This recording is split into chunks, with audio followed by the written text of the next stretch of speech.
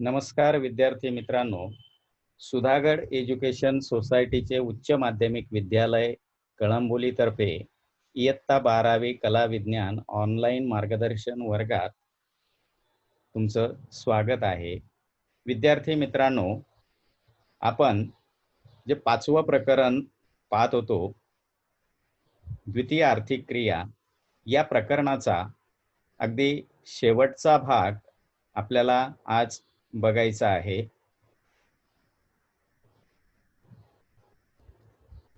विद्यार्थी मित्रांनो, उद्योगधंद्यांचे जे विविध प्रकारामध्ये वर्गीकरण केले जाते त्यावर आधारित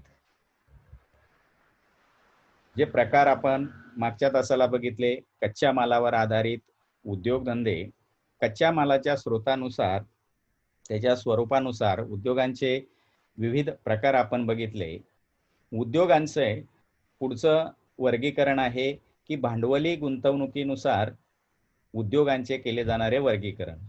विद्यार्थी मित्रांनो, भारतामध्ये भांडवलाच्या गुंतवणुकीनुसार उद्योगांचे वेगवेगळे प्रकार केले जातात। त्यात भांडवलाचं प्रमाण हा आधार घेऊन हे प्रकार केलेले आहेत।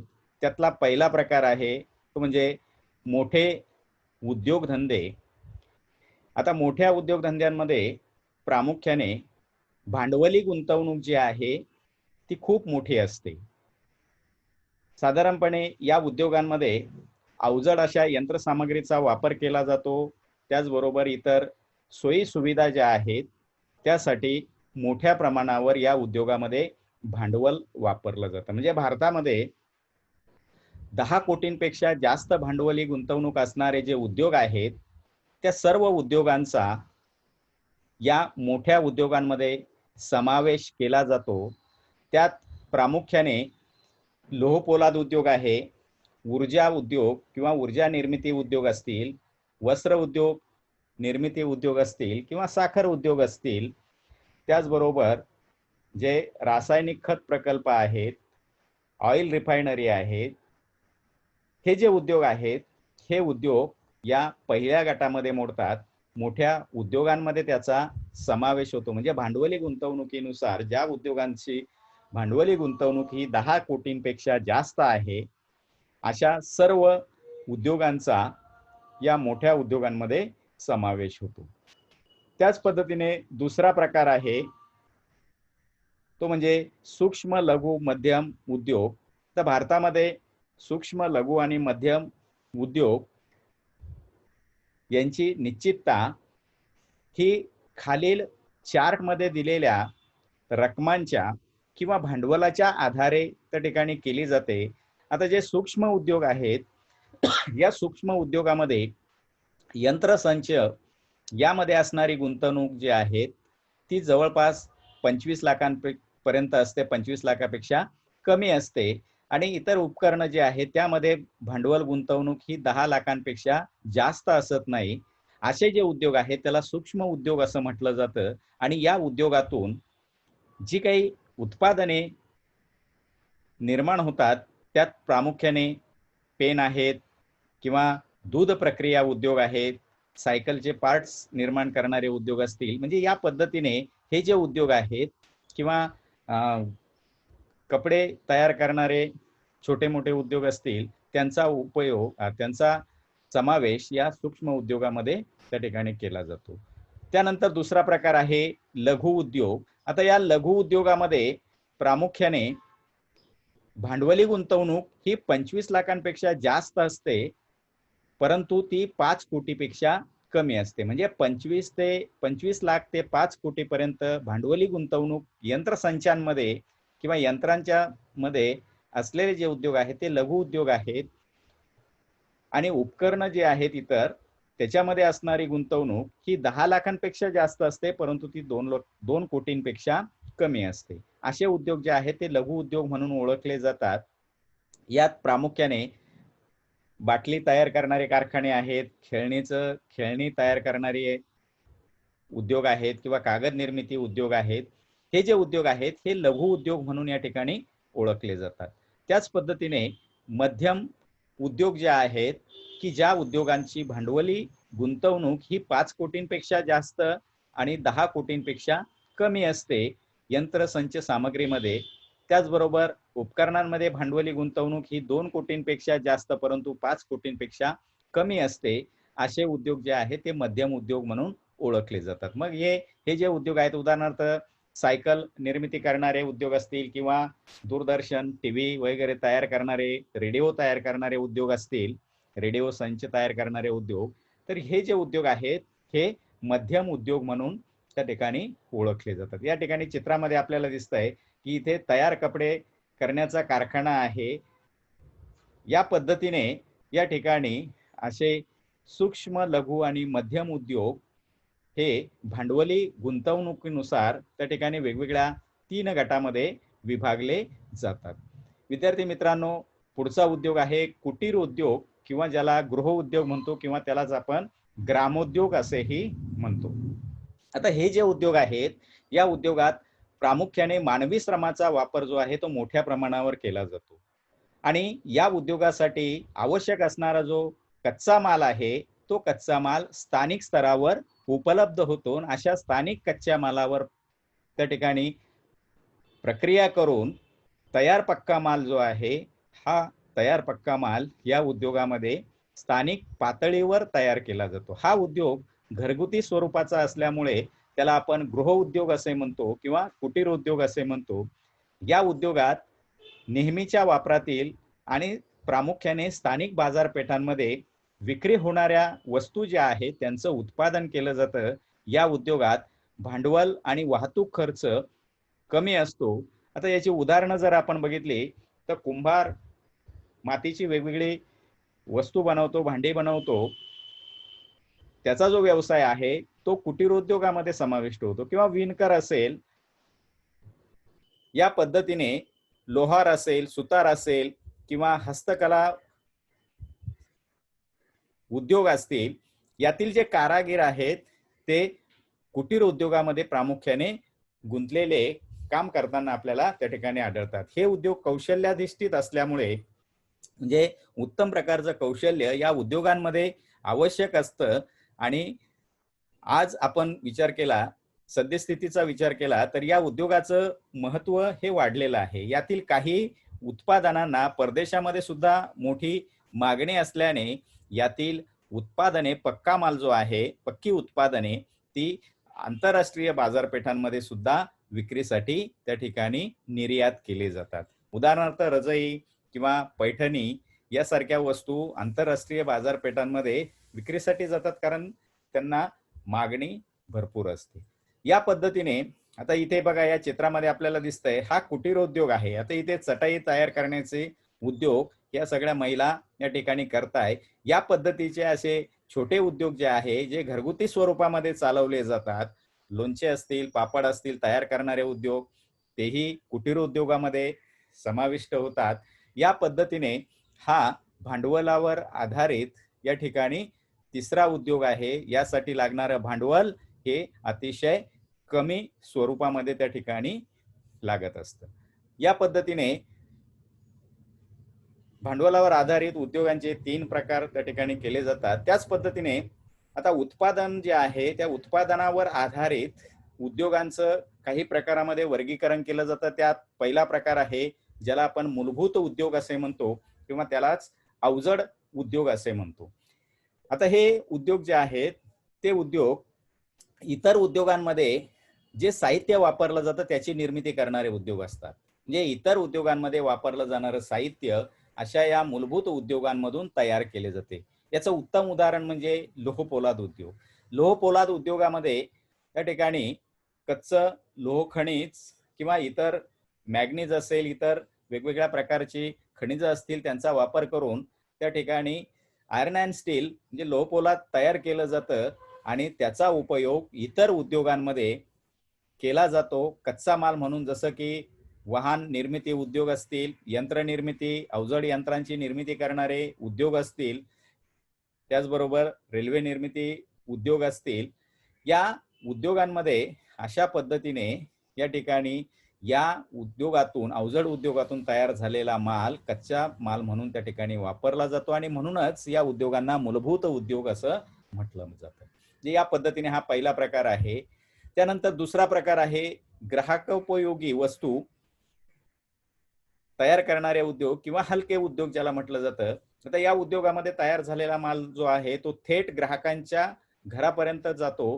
ग्राहकांना तो वापरासाठी तयार असतो. असे जे उद्योग आहेत त्याला आपण हलके उद्योग असे म्हणतो. म्हणजे दैनंदिन वापरातील ज्या वस्तू आहेत, जी उत्पादनं आहेत, त्यांची निर्मिती करणारे हे उद्योग असतात. जे उदाहरणार्थ बघा, या ठिकाणी घड्याळे आहेत किंवा इलेक्ट्रॉनिक छोट्या-मोठ्या वस्तू असतील, वस्त्र उद्योग असतील किंवा औषध उत्पादन करणारे कारखाने असतील, यांचा वापर, यांचा उपयोग सॉरी यांचा समावेश त्या ठिकाणी या हलक्या उद्योगांमध्ये होतो. त्यानंतर तिसरा प्रकार आहे साह्यभूत उद्योग. म्हणजे इतर उद्योगांसाठी वापरात येणारी वेगवेगळ्या प्रकारची यंत्र असतील, यंत्रांचे सुटे भाग असतील, ते तयार करण्याचे काम ज्या उद्योगांमध्ये केले जाते, ते सगळे उद्योग या ठिकाणी साह्यभूत उद्योग म्हणून ओळखले जातात. या उद्योगांचा समावेश या साह्यभूत उद्योगांमध्ये त्या ठिकाणी केला जातो. आता यातील पक्क्या मालाचा आधार या ठिकाणी आधारित मोठमोठी यंत्रे, मोटार गाड्या किंवा रेल्वे इंजिन इत्यादींची निर्मिती या उद्योगांमध्ये केली जाते. म्हणजेच या उद्योगात तयार होणारा पक्का माल हा इतर उद्योगांसाठीचा कच्चा माल असतो. उदाहरणार्थ खिळे असतील, चाकं असतील, लोखंडी सळाया असतील, लोखंडी पत्रे असतील. या पद्धतीने हे सगळे या उद्योगावर, साह्यभूत उद्योगावर आधारित असतात. या पद्धतीने मालकी हक्कावर आधारित सुद्धा उद्योगांचं वेगवेगळ्या प्रकारामध्ये वर्गीकरण केलं जातं. आता त्यातला पहिला प्रकार आहे सार्वजनिक क्षेत्र. आता हे सार्वजनिक क्षेत्र प्रामुख्याने याची मालकी जी आहे ती केंद्र शासनाची किंवा राज्य शासनाची असते आणि म्हणूनच या उद्योगांना सरकारी उद्योग असेही म्हटले जाते. जे सरकारी उद्योग जे सार्वजनिक क्षेत्र म्हणून ओळखले जातात, अशा या सार्वजनिक क्षेत्रातील उद्योगांची मालकी ही केंद्राची असते किंवा राज्य शासनाची असते. सरकारी यंत्रणेच्या माध्यमातून प्रामुख्याने सरकार सर्व प्रकारची गुंतवणूक करते. म्हणजे भांडवली गुंतवणूक जी आहे ती राज्य सरकार किंवा केंद्र सरकारची असते आणि उत्पादित मालाचं विपणन जे आहे किंवा जो व्यापार आहे, जी निर्यात आहे, ती या सार्वजनिक क्षेत्रातील कारखान्यांतून, कंपन्यांतून केली जाते. पण त्याच्यावर मालकी हक्क जो आहे तो सरकारचा असतो. सरकारद्वारे हे कारखाने किंवा उद्योग चालवले जातात. याचं उत्तम उदाहरण म्हणजे भारतामध्ये भारत हेवी इलेक्ट्रिकल्स लिमिटेड ही जी कंपनी आहे, हा जो उद्योग आहे तो सार्वजनिक क्षेत्रातला उद्योग आहे. बरोबर, तो भारत सरकारकडून त्या ठिकाणी चालवला जातो, ज्याला आपण BHEL या शॉर्ट नावाने त्या ठिकाणी ओळखतो. या पद्धतीने इथे दुसरा उद्योग आहे बघा, खाजगी क्षेत्रातील उद्योग. खाजगी याचा अर्थ या उद्योगाची मालकी जी आहे ती वैयक्तिकरित्या एखाद्या व्यक्तीकडे असते किंवा त्याचा भागीदार जो आहे त्यांच्यामध्ये या क्षेत्राची किंवा उद्योगांची मालकी असते. आता खाजगी क्षेत्रातील उद्योगांची मालकी ही वैयक्तिकरित्या खाजगी किंवा भागीदारीतील किंवा स्वतंत्र स्वरूपामध्ये असू शकते. तर या उद्योगातून तयार होणारं जे उत्पादन आहे, तयार होणारं उत्पादन हे ज्याच्या मालकीचे असते आणि ज्याने सर्व भांडवलाची गुंतवणूक केलेली असते, उत्पादनातील नफा देखील त्याचाच असतो, असे जे उद्योग आहेत त्याला आपण खाजगी क्षेत्रातील उद्योग असे म्हणतो. विद्यार्थी मित्रांनो, या ठिकाणी चित्रामध्ये आपल्याला जो उद्योग दिसतोय तो आहे टाटा स्टील किंवा टाटा लोह पोलाद उद्योग, ज्याला आपण टिस्को असे म्हणतो. आता टिस्को किंवा त्या ठिकाणी हा जो उद्योग आहे हा खाजगी क्षेत्रातला उद्योग आहे. बरोबर, Tata steel iron and still company, त्याचा शॉर्ट फॉर्म आहे टिस्को, हा खाजगी क्षेत्रातला उद्योग आहे. जे या पद्धतीने या उद्योगाची मालकी ही वैयक्तिकरित्या किंवा भागीदारीतील असते. जसं रिलायन्स समूह आहे, त्यांची मालकी ही खाजगी आहे. या पद्धतीने पुढचा तिसरा प्रकार आहे तो म्हणजे संयुक्त क्षेत्र. आता दोन सरकारी संस्था किंवा व्यक्ती व सरकारी किंवा खाजगी संस्था यांनी संयुक्तिकरित्या चालवलेल्या उद्योगांचा यात समावेश होतो. म्हणजे बऱ्याच वेळेस सरकारी सहकारी संस्था किंवा वैयक्तिक संस्था यांच्या समभागातून सहकारातून हे उद्योग चालवले जातात आणि म्हणून असे जे उद्योग आहेत त्या उद्योगांना त्या ठिकाणी संयुक्त क्षेत्र असे म्हणतात, संयुक्त क्षेत्रातील उद्योग असे म्हणतात. आता गुंतवणुकीची रक्कम आणि नफ्याचा वाटा हा दोन्ही बाजूंच्या सहभागाच्या प्रमाणावर अवलंबून असतो. बरोबर. म्हणजे या पद्धतीने याचं उदाहरण जर आपण बघितलं तर महाराष्ट्र नॅचरल गॅस लिमिटेड ही जी कंपनी आहे ती संयुक्त क्षेत्रातली कंपनी आहे, ज्याला आपण MNGL असं शॉर्ट फॉर्म मध्ये त्या ठिकाणी ओळखतो. म्हणजे या चित्रामध्ये आपल्याला दिसतंय ही जी कंपनी आहे ही महाराष्ट्र नॅचरल गॅस लिमिटेडची कंपनी आहे की जे संयुक्त क्षेत्रामध्ये त्या ठिकाणी मोडते. या पद्धतीने पुढचं क्षेत्र आहे सहकारी क्षेत्र. सहकारी क्षेत्रातील उद्योग जे आहेत ते अनेकांच्या गटाने मिळून उभारलेल्या रकमेद्वारे सहकारी तत्वावर चालवले जातात. उदाहरणार्थ सहकारी साखर कारखाने आहेत. आता सहकारी संस्थेच्या सर्व सदस्यांचे उद्योगात झालेला नफा आणि तोटा विभागला जातो. म्हणजे लोक एकत्र येऊन त्या ठिकाणी भांडवल उभारणी करतात आणि या भांडवल उभारणीद्वारे त्या ठिकाणी उद्योग सुरू केला जातो, उभारला जातो आणि हे सगळे लोक त्या ठिकाणी अशा सहकारी उद्योगाचे सभासद असतात. उद्योगासाठी झालेला नफा किंवा तोटा जो आहे तो सर्व सभासदांमध्ये त्या ठिकाणी विभागला जातो. या पद्धतीने आज देशामध्ये विविध क्षेत्रामध्ये असे सहकारी उद्योग जे आहेत ते चालवलेले जाताना आपल्याला त्या ठिकाणी पाहायला मिळतात. जसं की दुग्धोत्पादन आहे, दूध सहकारी संस्था महाराष्ट्रामध्ये आहेत, देशामध्ये आहेत. त्याच पद्धतीने भारतामध्ये साखर उद्योग आहेत, महाराष्ट्रामध्ये सुद्धा साखर उद्योग आहेत. त्यातले बहुतांशी साखर उद्योग हे सहकारी क्षेत्रामध्ये त्या ठिकाणी मोडतात. त्याच पद्धतीने वस्त्रोद्योग आहेत.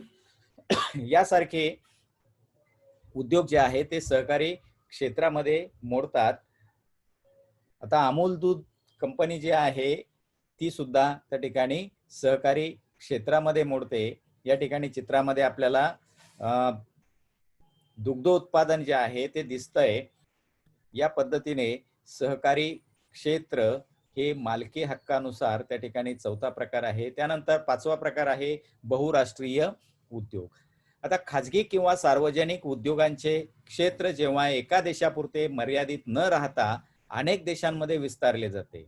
जे असे जे उद्योग आहेत की जे एका देशापुरतेच मर्यादित नाहीये, वेगवेगळ्या देशांमध्ये त्या उद्योगांच्या शाखा आहेत. असे उद्योग जे आहेत त्या उद्योगांना आपण बहुराष्ट्रीय उद्योग असे म्हणतो. आता या उद्योगांची नोंदणी ज्या देशामध्ये झालेली असते त्यांचे तिथे मुख्यालय असते. जे प्रमुख ठिकाण जे आहे ते ठिकाण ज्या देशांमध्ये या उद्योगाची नोंदणी झालेली आहे, मुख्य उद्योग तिथे आहे, त्याला आपण त्याचं मुख्यालय असे म्हणतो. उदाहरणार्थ खाजगी क्षेत्रातील हिंदुस्तान लिव्हर निगम यांचे मुख्यालय हे कुठे युनायटेड किंगडम किंवा लंडन मध्ये आहे. बरोबर. तसंच सार्वजनिक क्षेत्रातील तेल आणि नैसर्गिक वायू उत्पादन जसं ONGC ज्याला आपण म्हणतो त्याचं मुख्यालय भारतातील डेहराडून येथे आहे. स्वस्त मजूर पुरवठा, तांत्रिक कुशलता, उत्पादन खर्च, उत्पादनातील वजावट, बाजारपेठेची उपलब्धता ही या उद्योगाची स्थापनेमागची प्रमुख कारणे आहेत. हे सगळे घटक या ठिकाणी या उद्योगांवर उभारणीवर प्रभाव टाकत असतात.